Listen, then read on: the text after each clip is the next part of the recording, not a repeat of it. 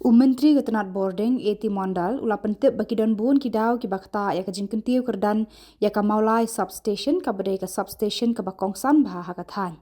Haba jubab halor kajing keli bawan radu MLA ka Mawlai ba Bright Starwell Marbanyang Menteri ula ong ba ya ka kam menta ki khmi denti ba sedang no hau yayong mentau senam. Mr. Speaker, sir, through you, may I know from the Honourable Minister whether having a job card is part of the criteria to avail this scheme? Other than some special categories, yes sir, we insist that job card should be there because ultimately job card is linked to Aadhaar card and Aadhaar card is also mandatory for this. That means it's part of the criteria where one of the family should be a job card holder.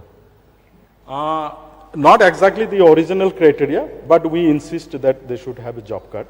And if any cases are there, you can brought forward, we will look into it, sir. Okay. Can the minister be very specific, because it has come to my knowledge where there are people who have been denied simply because they don't have a job card. Sir, as I mentioned that Aadhaar card seeding is one of the most important factor as per provision of these households also. So that's why job card is already seeded. That's why we insist that job card should be there, but it is not a criteria. No, sir. I can understand the need for Aadhaar card, but then job card specifically, because there are those who have Aadhaar, but they don't register themselves with the job card. So specifically, sir, are they excluded or how?